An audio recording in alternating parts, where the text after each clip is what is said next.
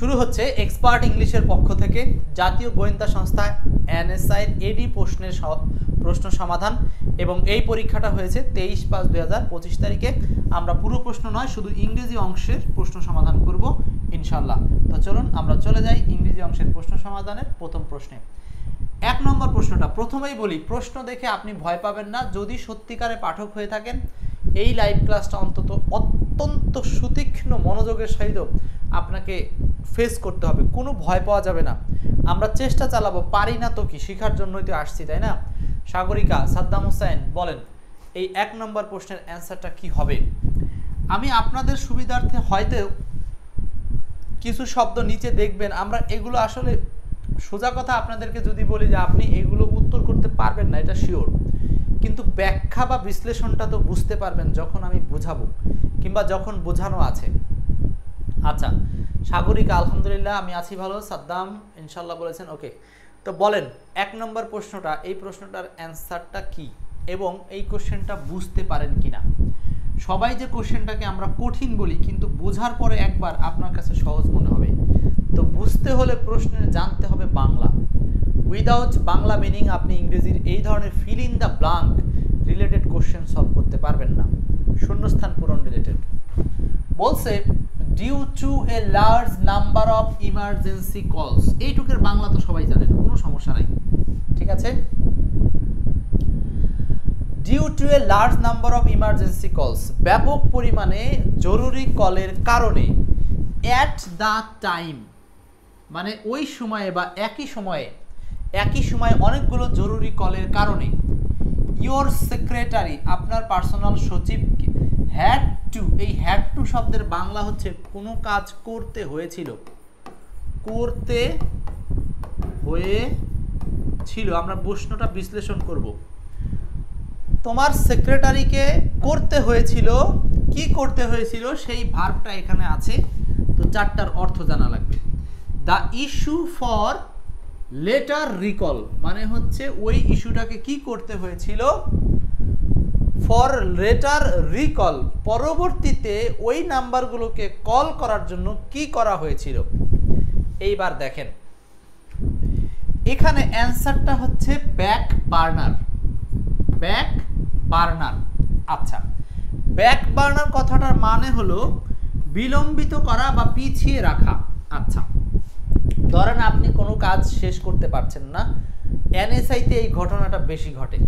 এনএসআইতে প্রচুর কাজের অভাব নাই। আমার এক ফ্রেন্ড চাকরি করতো, সে বলেছে ভাই এত কাজ, তো ওই কারণেই দেখেন ওই রিলেটেড একটা বাক্য এখানে দিয়েছে যে ব্যাক বার্নার, অনেক কাজ থাকার কারণে কিছু কাজ আপনাকে ফেলে রাখতে হচ্ছে বা বিলম্বিত করতে হচ্ছে। হ্যাঁ, ব্যাক বার্নার, ব্যাক মানে ফেরত, বার্নার মানে হচ্ছে পুনরায় জ্বালানো। তো পুনরায় জ্বালানোর জন্য বা পিছিয়ে রাখা, তার মানে এখন আপাতত স্থগিত করে রাখা, পরবর্তীতে যেন সেখানে কাজ করা যায় বা সেই জিনিসটা রিব্যাক করা যায়, এই অর্থটাই এখানে প্রাধান্য নিচ্ছে। তার মানে যেহেতু এখানে একটা লজিক দেওয়া আছে, অনেকগুলো ইমার্জেন্সি কল একসাথে আসার কারণে তোমার সেক্রেটারিকে হ্যাড টু ব্যাক বার্নার মানে বিলম্বিত করতে হয়েছিল বিষয়টাকে, ফর লেটার রিকল মানে পরবর্তীতে কল দেওয়ার জন্য বিষয়টাকে বিলম্বিত করে রাখা হয়েছিল বা রাখতে হয়েছিল তোমার সেক্রেটারিকে। তাহলে এইবার দেখেন বাক্যটা যদি আপনি এই অর্থটা জানতেন, তাহলে কিন্তু আপনি অর্থটা যদি একটু চিন্তা করতেন, তাও কিন্তু এটা অ্যান্সার করা যেত। আচ্ছা, বাকি শব্দগুলোর অর্থ কি? এখানে অনেকগুলো শব্দ আছে, বাকি শব্দগুলোর অর্থ কি? যেমন রিভারবেরেট মানে কি? প্রতিধ্বনিত হওয়া বা প্রতিধ্বনিত তোলা। রিভারবারেট। এসক্যালেট মানে বাড়া বা উত্তেজিত হওয়া বা তীব্র হওয়া। প্রিসিপিটেড মানে হঠাৎ ঘটানো বা দ্রুত বা আকস্মিকভাবে ঘটানো। এখন এই যে 4টা মিনিং এখানে দিলাম, হঠাৎ ঘটানো, দ্রুত, স্ক্যালেট বা রিভারবেরেট, এখন আপনি মনে রাখবেন এই শব্দগুলো আগামীর যে কোনো পরীক্ষায় কমন পড়বে। তো এখন বলবেন যে ভাই এনএসআই এর এই কোশ্চেনটা আমরা পড়বো না, এত কঠিন, ধরা খাবেন কেন? কারণ এই কঠিন প্রশ্ন থেকে বেশ কিছু ওয়ার্ড রয়েছে যেগুলো থেকে আগামীতে অন্য কোনো পরীক্ষা আপনি ভোকাবুলারি পাবেন। একটা কোশ্চেনের বিশ্লেষণ খুবই জরুরি, ঠিক আছে?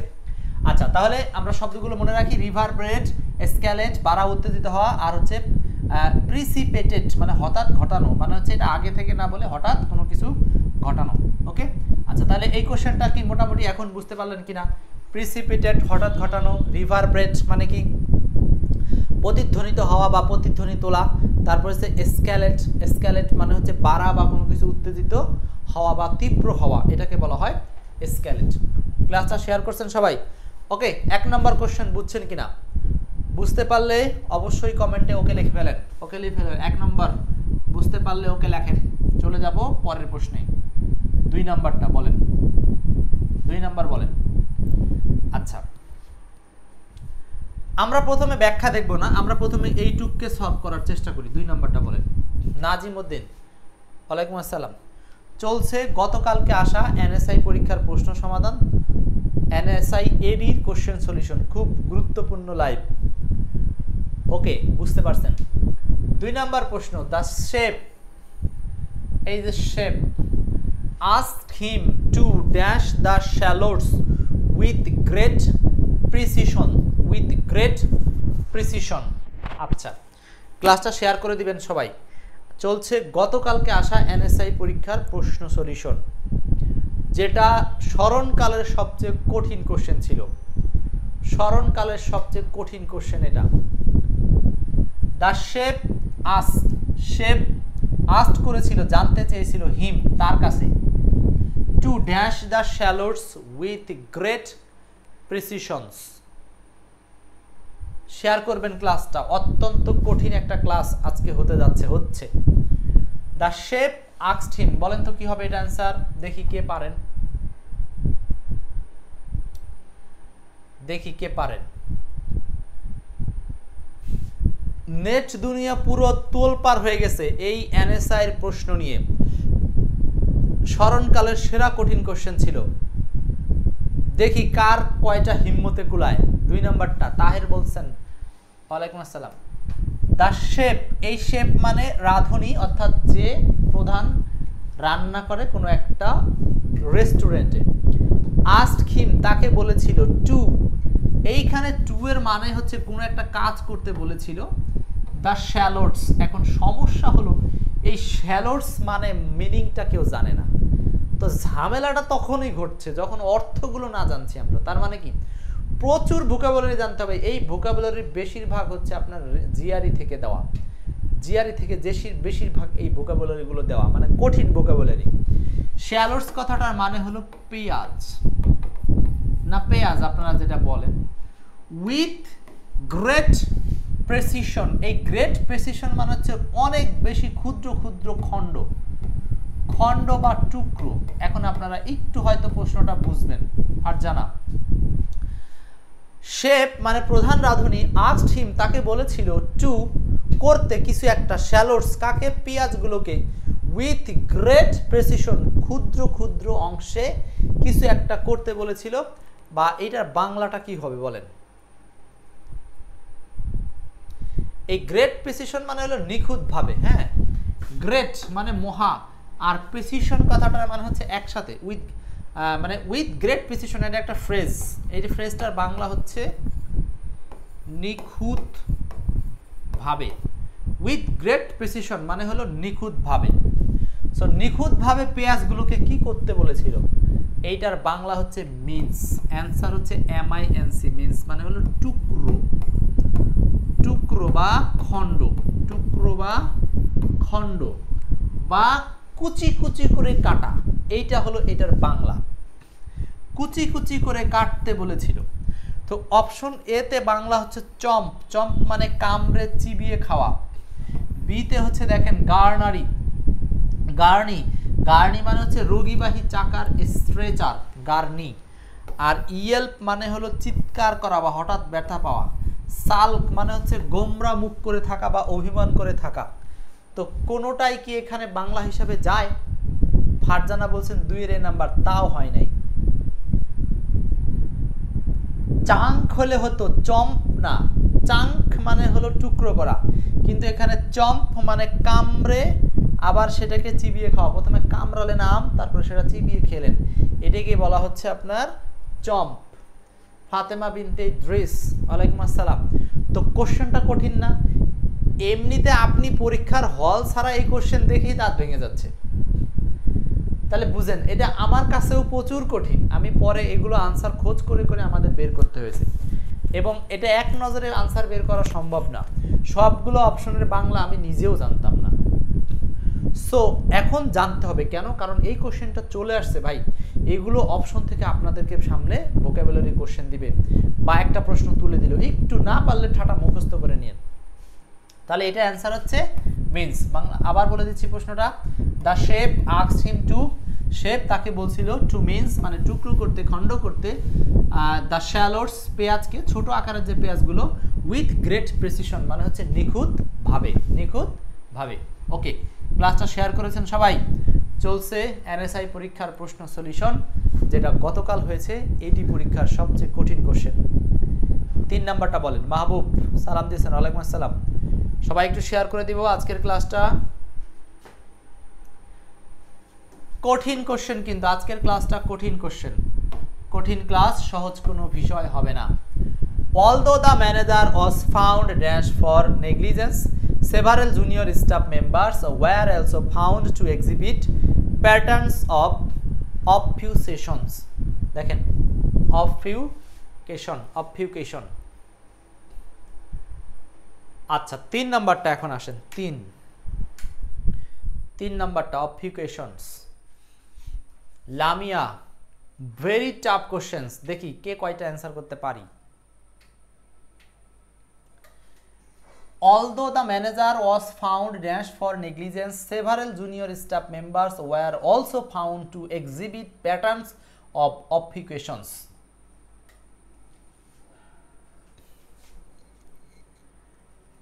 অবশ্যই অবশ্যই নবম দশম কোনো গ্রেডই আর ছাড় পড়বে না, এখন থেকে সকল কোশ্চেন কঠিন হবে। কেন? কারণ আপনারা জানেন যে কম্পিটিশন বেশি, যখন কম্পিটিশন বেশি তখন কোশ্চেন কঠিন হবে, এটাই তো সাধারণ, তাই না? একেবারে সাধারণ একটা সেন্স। আর সেই সহজের দিন হিসাব করে লাভ নাই, পড়াশোনা করতে হবে। আচ্ছা এই প্রশ্নটায় কালপেবল মানে হচ্ছে দোষী, দোষী। প্রশ্নটা আগে একটু বিশ্লেষণ করি। আচ্ছা অ্যান্সারটা অলরেডি দিয়ে রাখছি আমরা, বাংলাটা করি।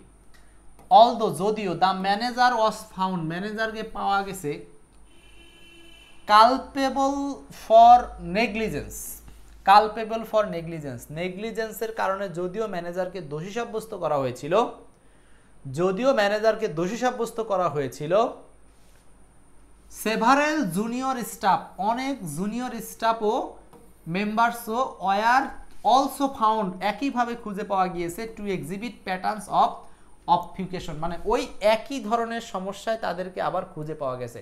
তার মানে যদিও ম্যানেজারকে একটা বিষয় শাস্তি দেওয়া হয়েছিল বা কালপেবল নিন্দা করা হয়েছিল, দোষী সাব্যস্ত করা হয়েছিল, অনেক জুনিয়র স্টাফকে ওই একই বিষয়ে বা ওই একই আচরণ প্রদর্শন করতে দেখা গিয়েছিল। দেখেন প্রশ্নটা কিন্তু এনএসআই এর ইন্টারনাল কাজকর্মের মধ্যেই আছে, মানে তাদের প্রতিষ্ঠান ওরিয়েন্টেড যে প্রশ্ন প্রয়োজন তারা সেটাই করেছে।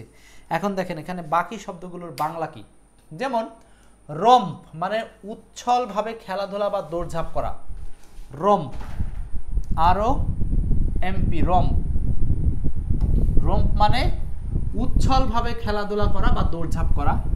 বি নাম্বার হচ্ছে অ্যাম্বিউলেটরি, অ্যাম্বিউলেটরি মানে হচ্ছে চলাফেরা করতে সক্ষম। সি নাম্বার কালপেবল দোষী। ডি নাম্বার ইন্টার ডিক্টেড মানে নিষিদ্ধ বাধাপ্রাপ্ত। ই নাম্বার ওয়ারি মানে সতর্ক বা সজাগ।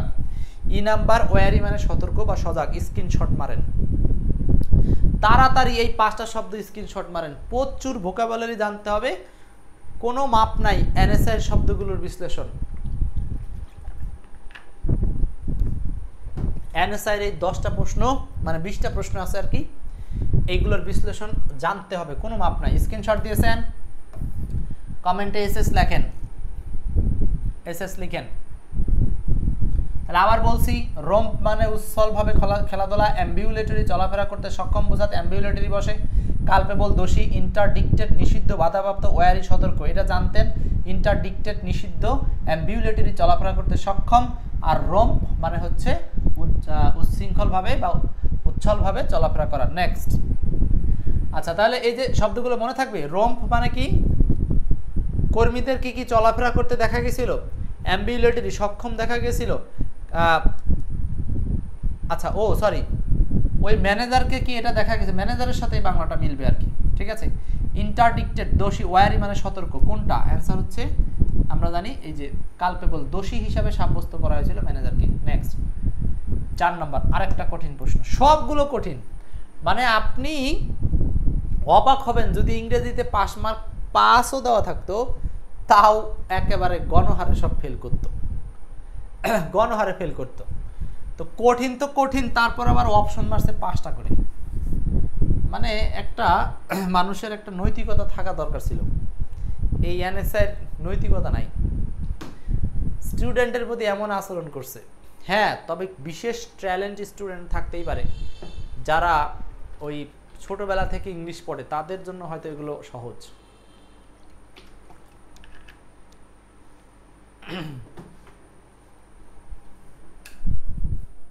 ওকে, এইটা বলেন।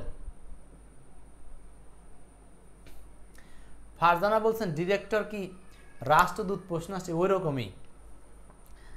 আপনি বুঝেন না যে এডির আন্ডারে কতগুলো ডিপার্টমেন্ট থাকে।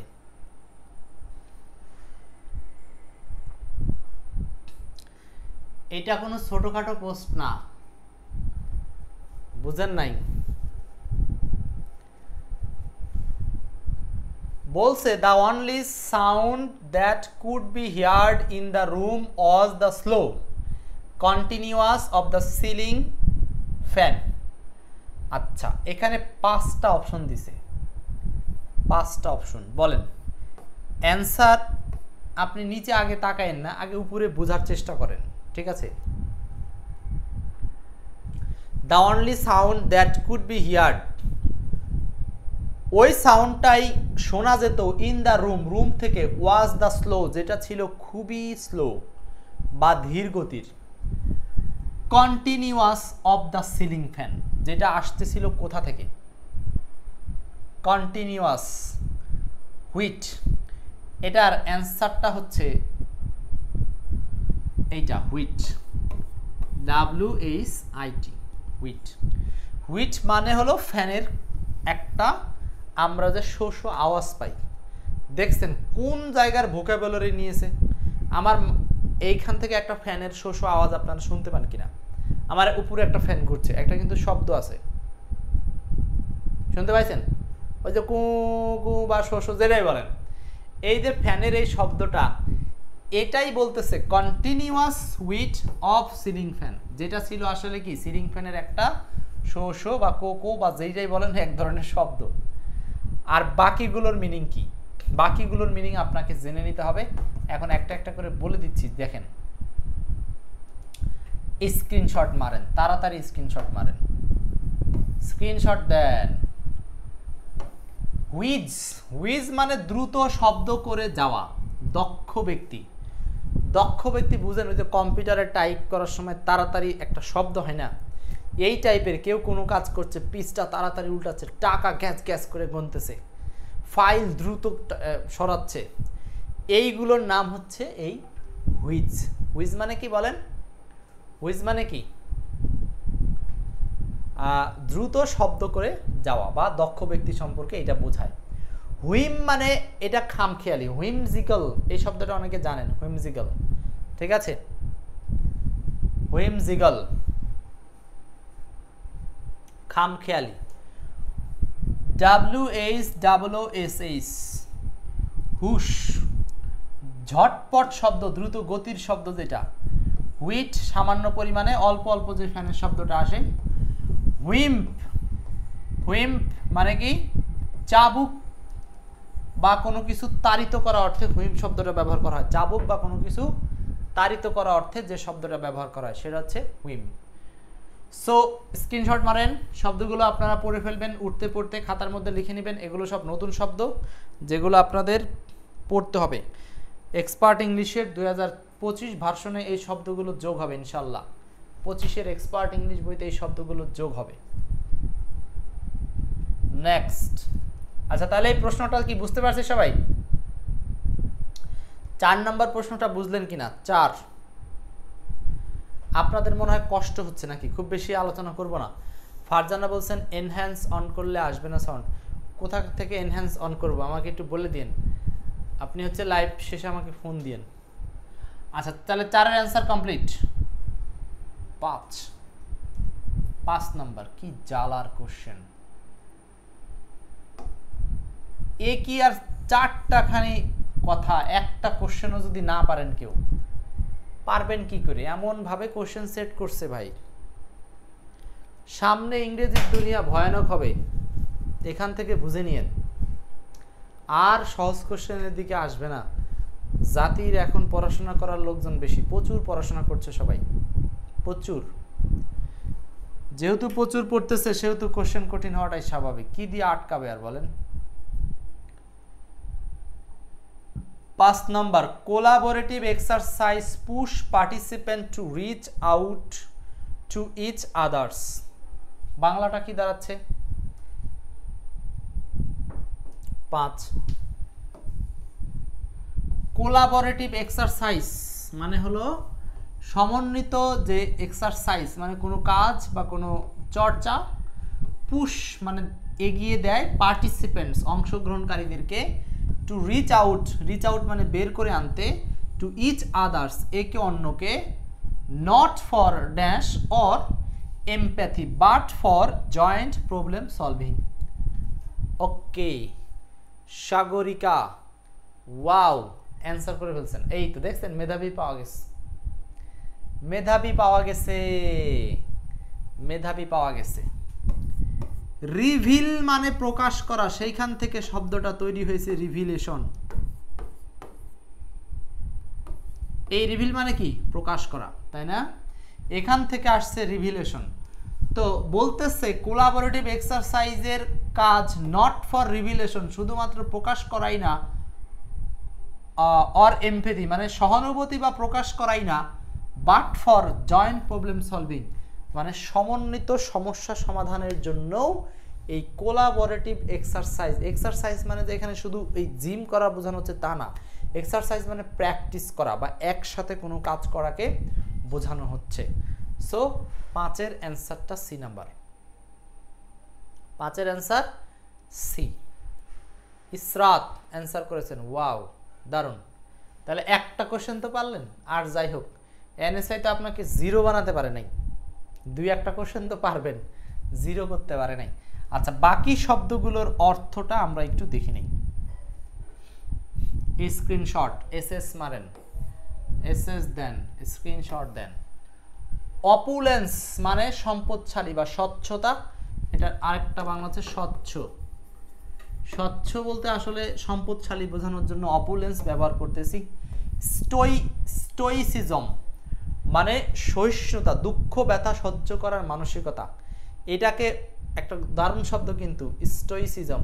আপনি যখন এনএসআই জব করবেন, আপনি জানেন এনএসআই জব কত কঠিন। সেই কঠিন জব করার জন্য আপনাকে এই শব্দটার সাথে পরিচয় করাবে না তা হয়ে থাকে? স্টোইসিজম মানে হচ্ছে কঠোর পরিশ্রম করার ক্ষমতা বা কষ্ট সহিষ্ণু, যেটা আমি করি আপনাদের জন্য। সকাল থেকে একেবারে রাত 11টা পর্যন্ত প্রচুর পরিমাণে ইংরেজির প্রশ্ন বিষয়গুলো নিয়ে গবেষণা করি, কোন ইংলিশটা আপনার দরকার সেগুলো আলাদা করি, কোনটা কোনভাবে পড়াবো, আসন্ন প্রাইমারি নিবন্ধন নিয়ে কোর্স সাজাচ্ছি, এখনও পর্যন্ত সাজাচ্ছি, প্রচুর সময় দিচ্ছি এর পিছনে।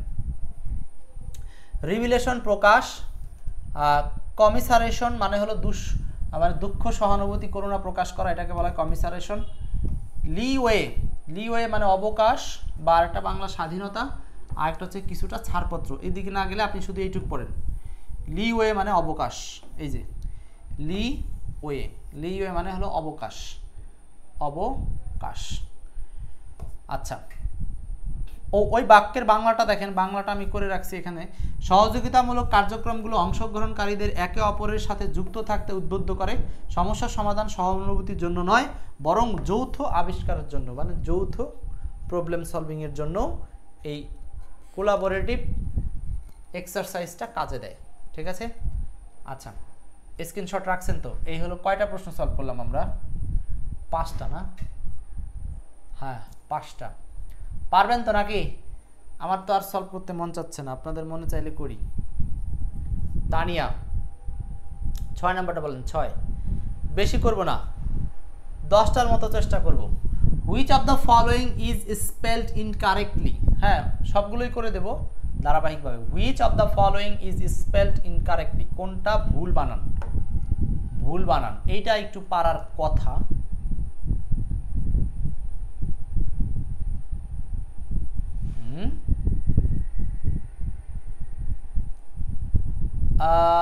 প্রশ্নটা আমি তুলেছি ভুল, কেন ভুল তুলেছি বলেন তো?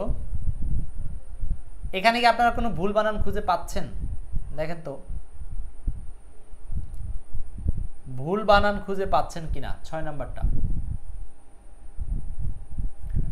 6 অ্যান্সারটা সি হবে, প্লাজিয়ারিজম। কিন্তু এইখানে এই বানানটা যা আছে প্লাজিয়ারিজম, এটা এখানে সঠিক আছে।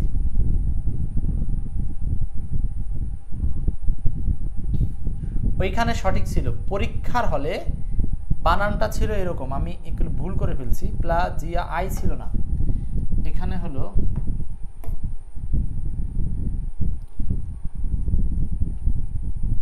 এই জায়গাতে আই ছিল না, আমি এটা দিয়ে ফেলাইছি ভুল করে, দুঃখিত, ক্ষমা করে দিবেন। এটা আইয়া ছিল না, মুছে দিলাম, ছিল এরকম প্লাজারিজম, এটা এইভাবে ছিল, ঠিক আছে, প্লাজারিজম এইভাবে ছিল।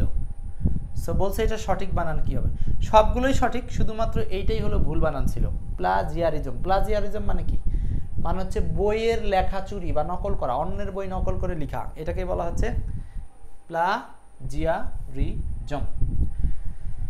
ট্রেজারার্স সম্পদ, ভ্যাকুয়াম, শূন্য, ডিভট উৎসর্গ, আর হলো স্যান্ডেলার। এই স্যান্ডেলার মানে কি জানি না, জানি না, আসেন আমরা পড়ে নিই শব্দগুলো। এই 5টা সবগুলো স্পেলিং আপনার জন্য পড়া জায়েজ হয়ে গেছে। স্যান্ডেলিয়ার মানে ঝাঁপি বাতি, ই আবার কি ঝাঁপি বাতি চিনেন নাকি, ওই বড় লোকদের বাড়িতে উপরে দেওয়া থাকে।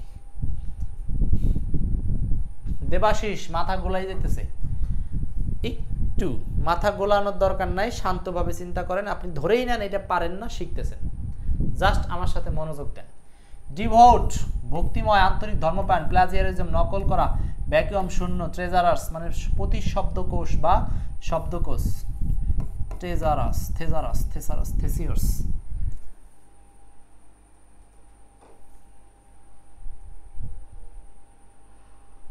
ওকে, ওরে বাবা ঘুম চলে আসছে আমার। 7 নাম্বার, মুরাল ওয়াল, ইনস্ক্রিপশন কি হবে আনসার? 7 অ্যানালজি দিছে, অ্যানালজি জম্মের কঠিন অ্যানালজি। অ্যানালজি আগে 10-11 সালে ঢাকা বিশ্ববিদ্যালয়ে দিত কমার্সে। এই অ্যানালজি হচ্ছে আপনার সবচেয়ে টাফ, কারণ এখানে এমন কঠিন কঠিন শব্দ থাকে যেগুলো বস্তুত বাঙালিদের ওরকম লাগেই না উঠতে বসতে, মানে বিশেষত্ব না হইলে লাগে না। সো ইংরেজি ভাষা যাদের পরিপূর্ণ রপ্ত আছে তারা যে, মানে আমার মনে হয় বাচ্চা কাচ্চাদের টাকা পয়সা থাকলে আগে বিদেশে পাঠায় 5 বছর 10 বছর ইংরেজি শিখায় নিয়ে আসা লাগে, তাহলে এবার বাঙালির কাছে এনে ছাড়ে দেবেন, বাংলাদেশে সে ফিট, বুঝছেন?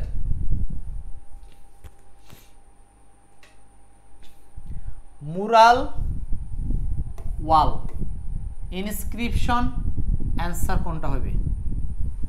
7-এর অ্যান্সার না 7-এর অ্যান্সার হবে, আসেন আমরা বিশ্লেষণে যাই দেখি। এটা অ্যানালজি, অ্যানালজির বাংলাটা কি দেখেন। মুরাল মানে কি প্রাচীর পত্র, এইটা আঁকা হয় ওয়ালে। মুরাল মানে কি প্রাচীর পত্র, তো প্রাচীর পত্র আঁকা হয় কোথায়? প্রাচীর পত্র আঁকা হয় ওয়ালে বা দেওয়ালে, ভালো কথা। একইভাবে ইনস্ক্রিপশন, ইনস্ক্রিপশন মানে কি লিখিত বা খোদাই করা কোনো লেখা, মানে গর্ত করে করে যে লেখাটা, সেই লেখাটা লেখা হয় প্লাকে। প্লাক মানে হলো ফলক। ফলক কোনটা?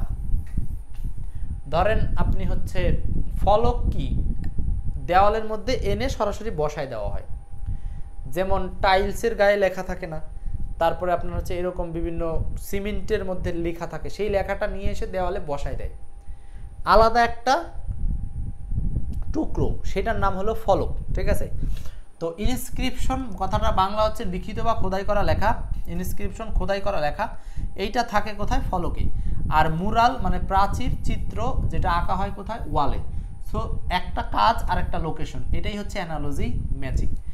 সো এই প্রশ্নের অন্যগুলোর ওয়ার্ডের অর্থ দেখেন। গ্রাউন্ড মানে মাটি, সিলিং মানে ছাদ, প্লাক মানে পদক বা স্মারক ফিতা যেটা, আর সিসেল মানে হচ্ছে ডালা বা খোদাই করা হাতিয়ার। সিসেল ডালা বা খোদাই করা হাতিয়ার, বুঝতেছেন তো সবাই? সো এই শব্দগুলো এইগুলো আপনি অবশ্যই স্ক্রিনশট মারেন। কোশ্চেনটা আরেকবার দেখি। মুরাল হচ্ছে ওয়ালে তৈরি করা হয় মুরাল, আর ইনস্ক্রিপশন তৈরি করা হয় হচ্ছে আপনার প্ল্যাকে। ওয়েবসাইট থেকে তুলে দিছে অথবা জিআরই বা কঠিন কোনো বই থেকে তুলে দিয়েছে। হ্যাঁ, fill in the blank. Find the word one among the following options. দেখেন কোশ্চেনগুলোর ধরনই আলাদা। সো এমন একটা কোশ্চেন এই সময় দরকার ছিল যারা পড়াশোনা থেকে পিছিয়ে, যারা মনে করে যে ও অল্প স্বল্প পরীক্ষা আসবে, 2-1 মাস পরে ফাটিয়ে দেব, সারা এইরকম করে নিজেরাই ফেটে যাবেন। এই জন্য পড়াশোনা করতে হবে। 8 number, find out the word one among the following options. এইগুলোর মধ্যে কোনটা অড মানে ভীষণ, অড মানে কি? বিজোড় বা আলাদা, ম্যাচিং না অন্যগুলোর সাথে। এই 8 নাম্বারটা একটু চান্স দিলাম আপনাদেরকে, দেখেন বুঝেন কিনা। 8 নাম্বার প্রশ্নটা একটু চান্স দিলাম।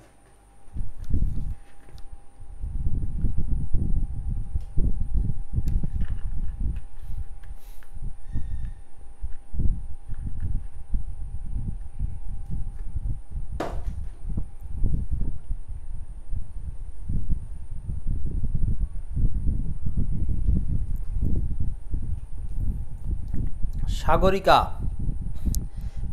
পেইড ব্যাচের এক এক দিনের ক্লাসের টেস্ট এক এক রকম, ওইটার একটা আলাদা সিকোয়েন্স আছে। দুইটা দুই রকম, একটার সাথে আরেকটা তুলনা হবে না। 8 number, find the word one among the following options. এখানে ওয়ার্ড কোনটা? ইফিউশন। ইফিউশন মানে হলো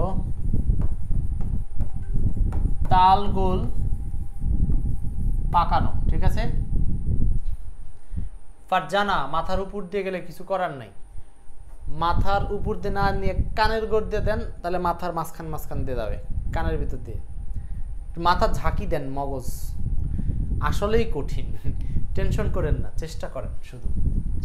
এই প্রশ্নটা, এই অর্থগুলো আমি আপনাদেরকে একটু শো করি, অর্থ শো না করলে কথা বলে লাভ নাই। এই যে ইনুয়েন্ডু, আরে ভাই কি শব্দ! এই শব্দটা অবশ্য আগেও কোনো একটা পরীক্ষা আসছিল। ইনুয়েন্ডু মানে হলো ইঙ্গিতপূর্ণ বা অবজ্ঞাসূচক কথা।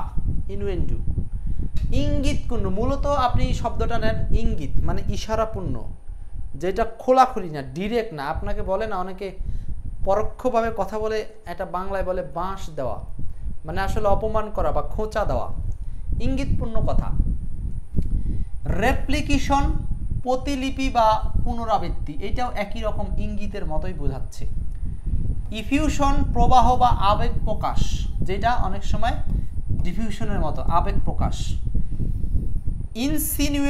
ইনসিনুয়েশন মানে অপ্রত্যক্ষ ইঙ্গিত, মানে যেটা প্রত্যক্ষ না, সরাসরি না। অ্যালিউশন, এটা লিটারেচার আছে, সরাসরি এটার বাংলা হচ্ছে ইঙ্গিতপূর্ণ কোনো কথা বা কাজ। এখন আপনি বলেন এই 4টা শব্দ ইঙ্গিত বা ইশারা, একটা শব্দ এইগুলোর সাথে ম্যাচিং নাই। ক্লিয়ার? বুঝতে পারছেন? দেবাশিস মাহাত্ম, কিছু করার নাই। আচ্ছা, তাহলে ইনুয়েন্ডু, রেপ্লিকেশন, ইনসিনুয়েশন, অ্যালিউশন। কে রে ভাই, কঠিন দিবিতে এত কঠিনের দরকারটাকে আমি বুঝলাম না। এক স্যার দেখলাম গতকাল অনলাইনে ঘোষণা করছে যে এই এনএসআই কোশ্চেন দেখে নিজেকে পড়াশোনা থেকে বিরতি দেওয়ার ইচ্ছা জাগছে তার, যে এত কঠিন কোশ্চেন বিরতি দিতে হবে। সো বিরতি দেওয়া না দেওয়া তার ব্যাপার, কিন্তু মানে বোঝানোর জিনিসটা বলতে চাইছে এরকম যে আসলেই কঠিন।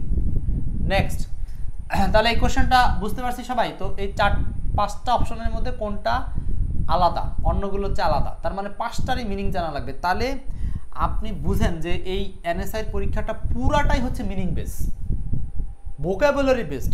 আপনি সবচেয়ে বেশি শব্দ মুখস্থ করেন, আপনার জন্য সবচেয়ে সহজ হবে পরীক্ষা সব জায়গাতেই। ওকে, 8-এর পরে 9 বেশি সলভ করব না, 9 নম্বর আর 10 নম্বর এই দুইটা সলভ করে আজকে শেষ করব, পরে বাকি পার্ট আবার দিয়ে দেবো একসাথে। কোয়ালেসি ডিসইন্টিগ্রেশন, আচ্ছা এটাও একটা অ্যানালজি টাইপের কোশ্চেন। কোয়ালেসি মানে একীভূতকরণ বা এক জায়গায় করা, যেটাকে আমরা বলি এক করা। ডিসইন্টিগ্রেশন মানে হলো পৃথক করা, পৃথক। আর ডিবাঙ্ক এইটার সাথে এইটার একটা অ্যান্টোনিম লাগবে। তাহলে আপনাকে তো আগে ডিবাঙ্ক শব্দের মিনিংটা তো জানা লাগবে। কি একটা অবস্থা দেখেন, বাঙ্ক, আমরা যে বাঙ্কার চিনি না, বাঙ্ক, এই বাঙ্কার মানে কি? যেখানে গোপন কোথায় থাকা। এটার সামনে ডি দেওয়ার মানে হলো গোপনকে খোলা, মানে ওপেন করা বা মুক্ত করা। এখন বুঝেন, আপনার এইখানে লাগবে হচ্ছে গোপন অর্থে বা আবদ্ধ অর্থে বা বিপরীত শব্দ বোঝাতে। খোলার বিপরীত কি? বন্ধ। এইরকমটা বোঝাবে কোন শব্দটা, সেটা হবে অ্যান্সার। ঠিক আছে, তাহলে এই যে মিথোলজাইস, মিথোলজাইস মানে হলো মিথ্যা গল্প তৈরি করা। মিথোলাইজ, হ্যাঁ মিথোলজাইস, মিথ্যা গল্প তৈরি করা, মিথ্যা গল্প তৈরি করা। ডিবাঙ্ক মানে হচ্ছে কোনো কিছুকে উন্মোচিত করা বা সেখানকার থেকে অর্থ খুঁজে বের করা। সো এইটার অ্যান্সার হচ্ছে সি নাম্বার, সি নাম্বার। 9-এর উত্তরটা সি। কঠিন হলেও কিন্তু অনেকে চেষ্টা করে পারতেছেন, চেষ্টা চালাচ্ছেন, পারছেন, তাই না? সাগরিকা, 9-এর অ্যান্সার হচ্ছে সি। ওকে, 9 নাম্বারটা নিয়ে আর কথা না বললেও হচ্ছে। এই শব্দগুলো অর্থ দেখে নেন। মেটামরফাইজ রূপান্তর করা, তারপরে কি? মেটাস্টাসাইজ ছড়ানো, মিথোলজাইজ পৌরাণিক কাহিনী গঠন করা, ম্যাটেরিয়ালাইজ বাস্তবে পরিণত করা। ওকে, এবং 10 নাম্বারটা একটু সহজ কোশ্চেন দেবো আপনাদের আজকে। 10 এটাই মনে হয় সম্ভবত এনএসআইতে আসা গতকালকের পরীক্ষার সবচেয়ে সহজ প্রশ্ন ছিল। মানে 20টা এমসিকিউর মধ্যে এটাই সবচেয়ে কঠিন এমসিকিউ, মানে সহজ এমসিকিউ আর কি, সরি একটাই। এই 10টাই আজকে সলভ করব, পরের পার্টে আবার বাকি 10টা সলভ করে একসাথে দিয়ে দেবো। Which of the following is correct plural form? নিচের কোনটা সঠিক প্লুরাল ফর্ম? সঠিক প্লুরাল একদম রাইট প্লুরাল কোনটা? উত্তর হচ্ছে ইরাটা। এই ইরাটা আসছে হলো ইরাটাম থেকে। ইউএম থাকলে সিঙ্গুলার আর এ থাকলে প্লুরাল, চাইছে কি? কারেক্ট প্লুরাল, এ থাকা মানে প্লুরাল, অ্যান্সার এ। বাকি সবগুলো সিঙ্গুলার, সিঙ্গুলার জন্মগত সিঙ্গুলার। ক্লিয়ার? এই একটা প্রশ্নই ছিল সবচেয়ে সহজ, যেটা দেখে অনেকেই আশা হত হয়ে আবার আশায় ফিরে আসে। ঠিক আছে, এই ছিল আপনাদের সাথে আজকে আলোচনা করতে চাইছিলাম 10টা, আর বাকি 11 ক্যাশ 22 12 13 14 15 16 যতগুলো আছে দেখেন কয়টা আছে, 17 18 19 20, কি সব বাংলা, বুঝতেছেন? এই 20টা প্রশ্ন, বাকি 20 মানে বাকি 10টা অন্য কোনো ক্লাসে করব। আজকের জন্য এই 10টাই যথেষ্ট। ঠিক আছে, ভালো থাকেন আর বেশি বেশি